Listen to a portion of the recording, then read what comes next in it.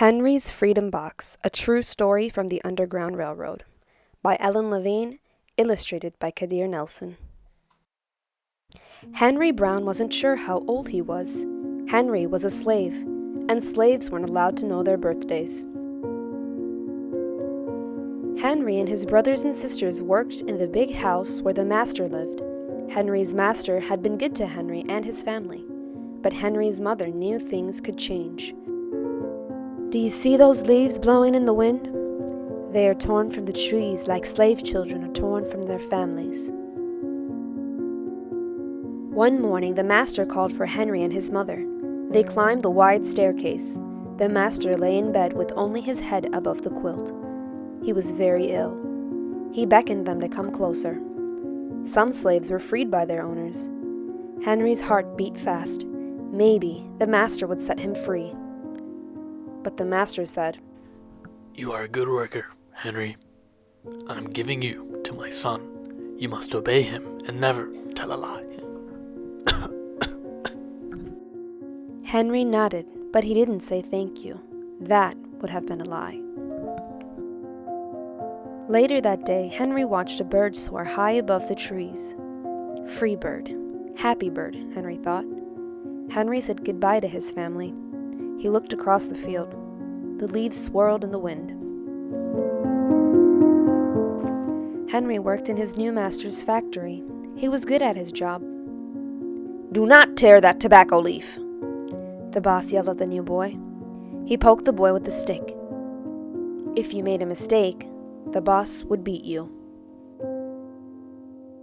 Henry was lonely. One day, he met Nancy, who was shopping for her mistress. They walked and talked and agreed to meet again. Henry felt like singing, but slaves didn't dare sing in the streets. Instead, he hummed all the way home. Months later, Henry asked Nancy to be his wife. When both their masters agreed, Henry and Nancy were married. Soon there was a little baby, then another and another. Henry knew that they were very lucky. They lived together even though they had different masters. But Nancy was worried. Her master had lost a great deal of money. "I'm afraid he will sell our children," she said. Henry sat very still. Henry worked hard all morning. He tried to forget what Nancy had said. His friend James came into the factory. He whispered to Henry, "Your wife and children were just sold at the slave market." "No!" cried Henry. Henry couldn't move. He couldn't think. He couldn't work. "Twist that tobacco!" The boss poked Henry. Henry twisted tobacco leaves. His heart twisted in his chest. At lunchtime, Henry rushed to the center of town. A large group of slaves were tied together. The owners shouted at them. Henry looked for his family. "Father! Father!" Henry watched his children disappear down the road.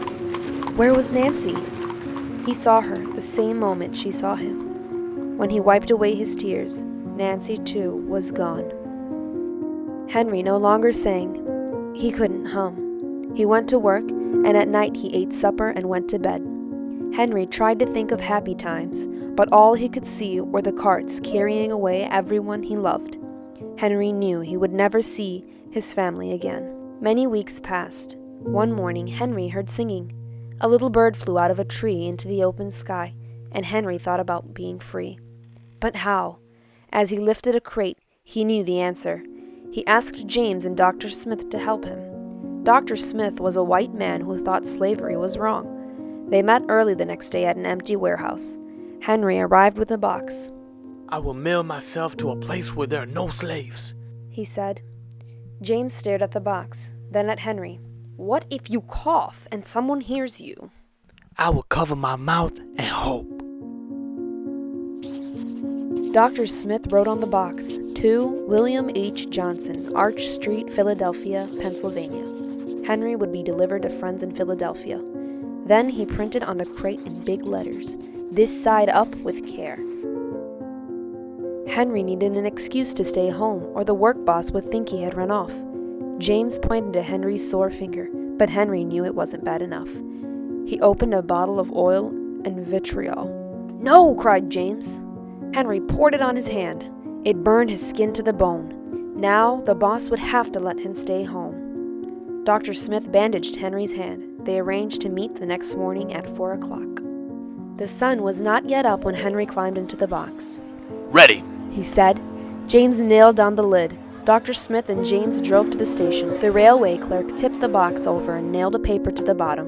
Dr. Smith begged the clerks to be careful, but they didn't listen. They threw the box into the baggage car. Hours passed. Henry was lifted up and thrown again, upside down. He heard waves splashing. This must be the steamboat headed for Washington, D.C.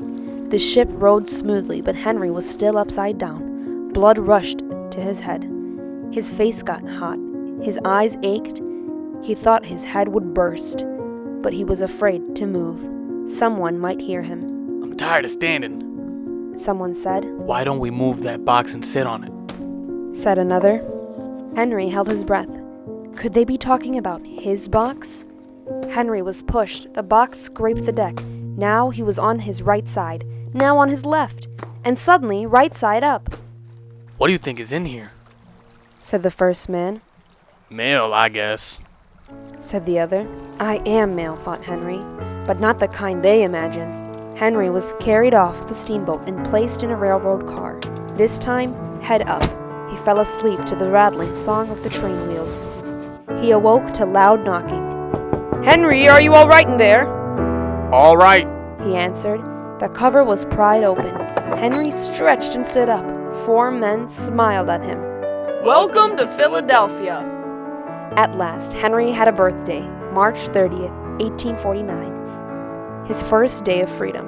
And from that day on, he also had a middle name. Everyone called him Henry Box Brown.